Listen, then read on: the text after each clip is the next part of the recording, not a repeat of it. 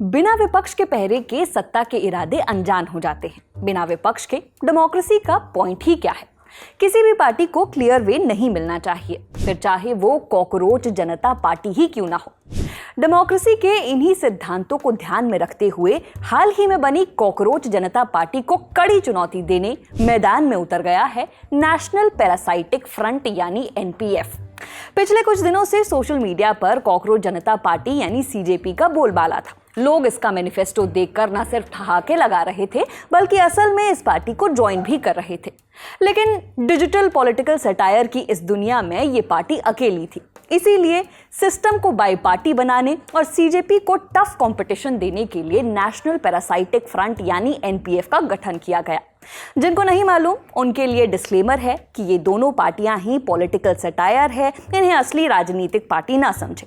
लेकिन फिर भी ये मजाक से आगे बढ़कर एक असली डिजिटल पॉलिटिकल ट्रेंड जैसा लगने लगा है, क्योंकि इस सटायर के पीछे का दर्द तो असली है ही।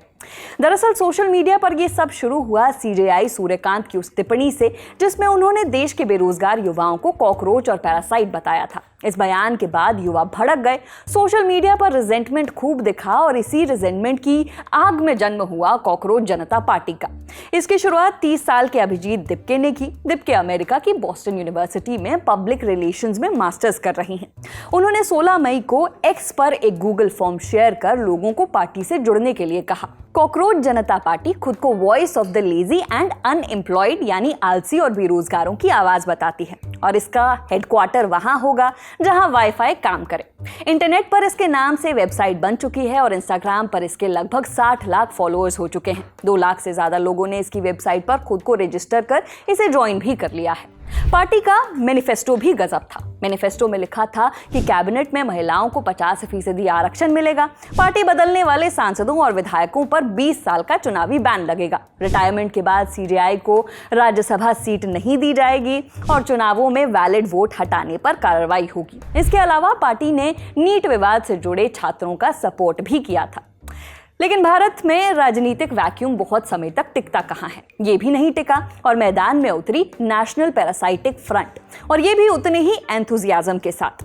अगर कॉकरोच जनता पार्टी आलसी और बेरोजगार वर्ग को रिप्रेजेंट करती है, तो नेशनल पैरासाइटिक फ्रंट का मोटो है चिपकेंगे नहीं, बदलेंगे यहीं।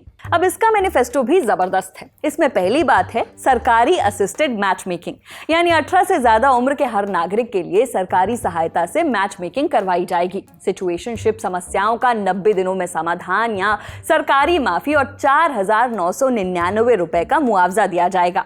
मिनिस्ट्री ऑफ रिज का गठन होगा, जिसका मंत्री बनने के लिए बम्बल पर मिनिमम 4.2 रेटिंग जरूरी होगी। पेट्रोल की कीमतें तब तक घटाई जाएंगी जब तक लॉन्ग ड्राइव अफोर्डेबल ना हो जाए और दोस्त स्प्लिट वाइज पर पैसे मांगना बंद ना कर दे।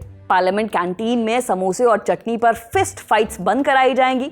खाने के विवादों के लिए एक न्यूट्रल बिरयानी कमेटी बनाई जाएगी। अगर कोई सांसद सोते हुए पकड़ा गया तो उसका माइक फुल वॉल्यूम पर ऑन कर दिया जाएगा। जिस किसी व्यक्ति पर बलात्कार, हत्या या किसी भी गंभीर अपराध का आरोप या चार्जशीट हो, उसे चुनाव लड़ने की परमिशन नहीं दी जाएगी। मौजूदा सांसदों के खिलाफ पेंडिंग क्रिमिनल केसेस का निपटारा 14 साल में नहीं बल्कि 1 साल के भीतर फास्ट ट्रैक से किया जाएगा। मैनिफेस्टो का एक हिस्सा है डेटा का हक। इसमें सभी सरकारी दफ्तरों में मुफ्त वाईफाई देने की बात कही गई है, लेकिन सरकारी एम्प्लॉयज के लिए नहीं, बल्कि इसलिए कि जो लोग सरकारी दफ्तरों में घंटों लाइन में खड़े रहते हैं, वो खड़े खड़े इंटरनेट पर या खासतौर पर एक्स पर अपनी समस्याओं को ट्वीट कर सके। इंटरनेट शटडाउन के लिए अब संसदीय मंजूरी की जरूरत होगी।